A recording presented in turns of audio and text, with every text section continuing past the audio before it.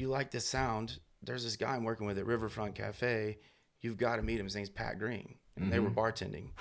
Literally was going back to to Lubbock every chance he could get to play to his 20 friends, little following friends that he had at any beer garden or, corner restaurant that he could go play, because they knew he was, and he could get 20, 30 people out and go play acoustic and make $150. 20 or 30 people. Yeah. Maybe spend $300 to get there, but make $150 on it.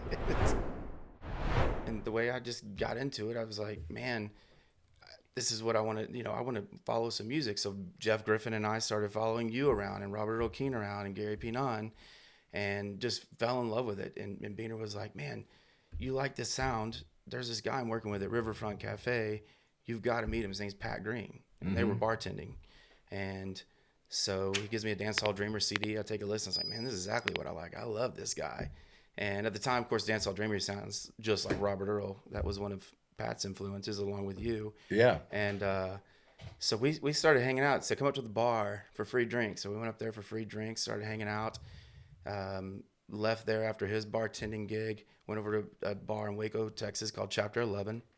So hold on. So Pat had a bartending gig? Yep. He graduated from Tech, was back home working for his dad part-time, and then bartending at Riverfront Cafe. That's hilarious. Yep. And just playing acoustic in Lubbock every chance he could get.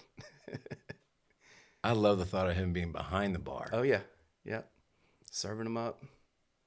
So 2 fingers for you, 3 fingers for me. Maybe another 3 for me. Yeah, man. So was he gigging in Waco too? Not really. He literally was going back to Lubbock every chance he could get to play to his 20 friends, little following friends that he had at any beer garden or, corner restaurant that he could go play, because they knew he was, and he could get 20, 30 people out and go play acoustic and make $150. 20 or 30 people. Yeah. Maybe spend $300 to get there, but make $150 on it. Yeah. So yeah, we ended up going to Chapter 11, and we're sitting there, and Jeff Griffin and Pat Green and myself were sitting there talking, and Pat was like, I really want to get my name out. I want to be a musician for the rest of my life. That's what I want to do for a living. And I was like, okay. We're in the bar, and this guy walks by, and he's wearing a Jack Ingram beat up Ford shirt. He was like, for $12, that guy bought that shirt from Jack, supported Jack, and he's a walking billboard for Jack. That's what I need. And I was like, I got a Wells Fargo credit card. Let's go print some shirts, man. So we went and printed as many shirts as we could for $1,000. Every weekend he would work during the week. Every weekend he'd go to Tech, and he'd go play acoustic to his friends and come back. So I was like, all right, man. I couldn't go with him. Didn't even think about going with him because I knew nothing about the music business. So bundled him up, 20 shirts, medium, small, large. He would head to Lubbock.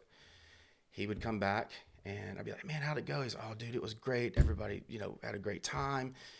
I'm out of shirts. It was awesome, blah, blah, blah. I was like, cool, let's settle up. Like, I want to get this credit card paid off. Let's get the money settled up. He's like, oh, man, all my friends just wanted one, and I couldn't charge them. They wanted one, and I gave it to them. I was like, okay, cool. So no big deal, man. We'll put that down as a comp, and we'll get him on the next round. All right. So he goes next week, goes up, same story over and over, like 3 or 4 times. And finally I was pissed. I was like, I have 0 shirts. I have $1,000 debt. Bills coming in. I'm going on the road with you, and I will be the asshole that says you cannot have these shirts for free. Like, we don't own these shirts. You have to pay for them. So that's how I got in the music business. Started jumping in the Suburban with him, toting a little rolling case from Walmart with me, and had stickers on it like a road case, because I wanted it to look like a road case, but it wasn't. Right.